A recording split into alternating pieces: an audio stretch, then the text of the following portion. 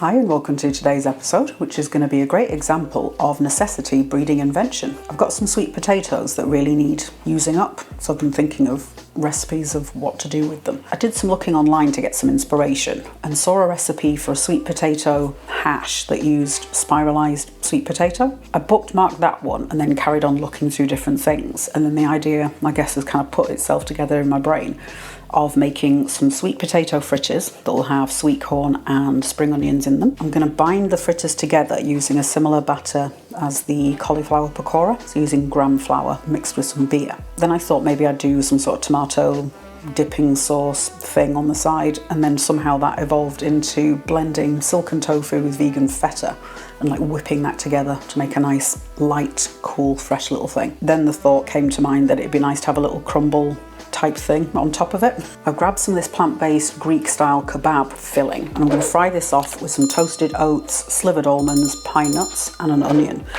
and just mix it together with a bit of butter probably, just so it's a nice little crunchy thing to put on top. I'm going to blend up the tofu and feta first.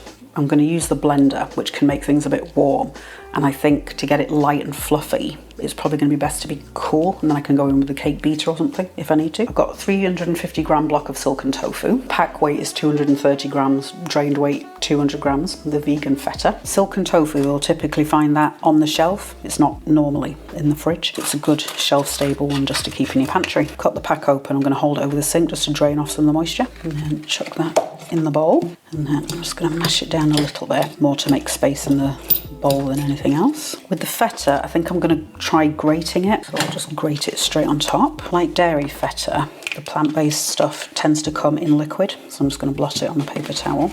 I'm going to use the coarse one. This bowl isn't the best size, but it'll do. You could try doing it, just cut it down to smaller chunks and blending it, but I just think that's gonna provide opportunity for lumps, which I don't really want. Just remembered I've skipped a step accidentally. For the crumble, I'm gonna toast off oats, slivered almonds and some pine nuts. I'm going to toast those off in the pan. I'm going to do them one at a time because they're all going to have slightly different toasting times. I thought about doing it in the air fryer, but ultimately thought just do it in the pan because I've got a sexy new pan that I want to try out. I'm going to do those as I'm doing everything else, and then by the time the fritters are in, I start the crumble, everything should be toasted off nicely. I'm going to use a stick blender.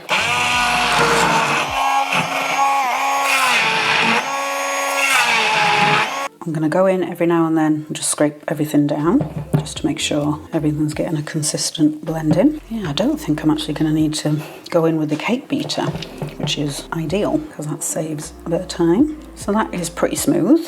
I could go a bit further, but I think for me that's fine. I'm going to add a little touch of lemon juice, half a teaspoon maybe. Mix that in. Right, in the fridge. For the fritters themselves, it's going to be fairly simple, I think. Just sweet potato, spring onion, corn, and then bind it together with the gram flour beer batter. So I'm just going to chop down a bunch of spring onions. So with my spring onions, I'm just going to pull off the outer layer. You could use regular onion in here as well. Dice them down. I'm just going to go back through it a little bit. That's kind of what I'm after. I'll scrape that into a bowl. That's where the oats are at. They have toasted a bit, but it's a bit uneven, so I think I might do that in the frying pan. So I'll take them out of the pan, put the nuts in. In my tin here, I've got some frozen corn that I roasted off in the air fryer. So I did them just on their own in the tin at 180 for 4 minutes, then mixed in some vegan margarine. I let that toast off for another 4 minutes, stirred it, did another 4, and then did 160 for 5 minutes just to get it a little bit toasted, get some flavour going on, a bit of texture. That's the gram flour batter. I think I did 250 mils of the gram flour and then just poured in enough beer to get it to this consistency. So it's like a pancake batter, I suppose, like yogurt, that kind of density. It's a 440 ml can. There's probably about that much left. So say 375 mils, but it's going to depend a bit on the humidity of your flour. If you've got the time with gram flour, it's best to do it and then leave it alone for about an hour, if not longer, just to help it hydrate, because this is ground chickpeas and I want to say yellow split peas. And then to this I added about a teaspoon of Old Bay seasoning and a quarter teaspoon of salt. So I'll mix that into the other pieces. For the sweet potatoes themselves, I've got 4 out. I'm not sure how much I'm going to need. I kind of just picked a random figure for the batter. I'm going to do them individually. So peel and spiralise one at a time, put them in, and then once it's at a good amount, that's when we'll stop, rather than, you know, having too much of one thing or the other. Because I'm going to do them in fritters and I'm spiralising them, I've got a feeling that the spiralised sweet potato is going to be a bit stiff. So trying to pack that into a patty kind of thing is going to be a bit tricky. So I think once I've spiralised it, I'm going to put it in the microwave just to blanch it a little bit for maybe a minute or two, just to slightly soften them. If you are going to spiralise the sweet potatoes, I'd advise trying to get fairly narrowish ones and fairly straight ones. Otherwise, you're just going to cause problems for yourself. I'm going to use my speed peeler. And then I've taken off the top and bottom just to mount it onto the thing. If you don't have a spiralizer, you could use a julienne peeler. So you cut like long thin strips, or grate it, that's fine. I'm going to use the coarser blade. So I'm going to mount the sweet potato onto that bit, kind of centre it if you can. And then I'm just going to go through with the scissors, just to make the pieces a little bit shorter. I'm going to put a lid on, no liquid or anything in there, and I'll do 90 seconds, give it a stir. So I'm just going to go in, toss them around. Yeah, I think another 90 and that will do it. Yeah, that is what I was after. So there's still a bit of texture to them. Might blot that on a paper towel. I just don't want tons of excess liquid going in and making it soggy. And then I'll just leave this to the side while I do the next batch. Time to mix in the first batch. I'm gonna use tongs so I can keep my hands clean. I'm going to squeeze in the remainder of that half lemon, maybe not all of it, but some. Trouble is with gram flour, it's really bitter, so you can't taste it raw. I mean, you can, but it's horrible. Good thing about par cooking the sweet potatoes, it means it doesn't have to be in the air fryer quite as long, probably. Added in the second sweet potato. I think 3 is probably about as much as I can get in without it falling apart. I'm going to chop some coriander in, probably 10-15 grams, something like that. So just scrunch it all together, stems and all. Scrape the coriander in. Now that I'm not having to do multiple things, I'm going with my hands just to get it even. So I'm kind of squidging it all together. I'm going to set up my air fryer basket, set a little silicone liner, put one in and shape it in the basket. Yeah, probably 4 realistically. You could also pan fry them or do them in the oven. I've just checked the pakora video and I did those at 180, so I'm going to do the same for these. That's the quantity of mixture I've got left. So there's probably another maybe 8, something like that. I think I'll do the rest of them off camera though once I'm done. While they're cooking off, I'll make up the little crumble thing idea. No idea if it's going to work. No idea if it's going to add anything to it, but I think it'll just be a nice little thing, tasty in its own way. Heating up about a tablespoon of sunflower oil in my pan. And I'll use that for frying off the onion. I think I'm going to do things in stages, so I might keep pulling things out the pan, putting different things in. So I'm going to do a kind of medium dice on the onion. I'm just making a series of vertical cuts and then go horizontal. Oh, they're burning my eyes. It burns us, precious. Well, they've gone much darker than the pakoras did. So I'm going to drop that down to 160. I can only assume that is the sugar content in the sweet potatoes that's done that. Put the onions in. I'm going to do this on 6. Mine goes up to 9. I don't want it on a really high heat. I'm just looking for them to cook through and go a bit golden. These are the little kebab pieces. I think I'm going to chop those down smaller. Pakoras have had 15 minutes. I'm just going to have a look. So they've stuck quite badly and they're a little bit soft underneath. I didn't predict this and I've made the pakoras several times since I made them that time in the video and I've never had this problem. So it has to be the sweet potato that's causing that.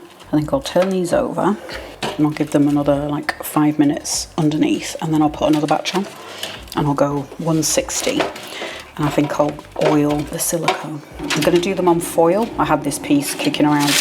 I'm just wiping it with some oil. Hopefully that will help a bit.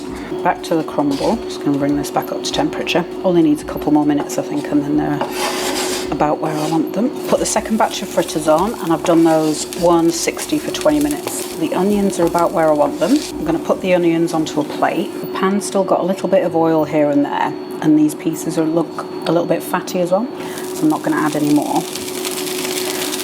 I can always add it in if I think it needs it.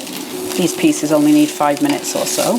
These pieces are just about done. So I'm going to put those in with the onions on a plate, and I'll toast off the nuts and oats, and then I'll mix everything back together in the pan. I'm going to give the pan a very quick wipe. A tablespoon or so of vegan margarine. I would have used vegan butter, but they didn't have any at the shop when I went, so margarine it is. So I'll go in with the par toasted oats. So I'll let the oats cook out for a minute or so on their own. Then I'll add the nuts, let that cook for a couple minutes, and then I'll add everything in. Might have to put more margarine. They seem to have soaked it all up. Chop another knob in. And then I'm going to drop the pine nuts and almonds in. What I might do is take this out of the pan, put the meat and onions back in, and then add this in bits, because there might be a bit too much here. And whatever remains, I can just chuck this in my granola pot. So these ones have the 160. They've been in, I think, 9 minutes. I might flip them over. Fingers crossed they haven't stuck. Oh, they're stuck even worse. How is that possible? Yeah, I think silicone is probably the way to go, but do it at 160. I'll take this out into a bowl, go back in with the meat and onions. I'm going to do a ½ teaspoon of garlic powder and a ½ teaspoon of dry mixed herbs. And then right at the end, I'm going to chuck in some fresh parsley. I'll add a couple spoonfuls of the oats and nuts, mix that in, see how much else it needs, and do a touch of salt and pepper. I'll try that, see how it is. Yeah, I think I'm happy with the ratio of everything. I'll throw in a handful of fresh parsley, switch the heat off. That's the quantity of oats and nuts I've got. So I'm just going to plate everything up. We'll do some eating. Lovely little fritters are all done. Yes, everything's come together, looking very tasty indeed. I'll explain the little flicks of stuff on there in a second. Ooh, my microphone battery is at 1 bar. On the tofu and feta, I sprinkled on some of this avocado topping, just for an extra little bit of flavour. That'll be quite nice. I'm going to go in, try and get this done before my battery dies.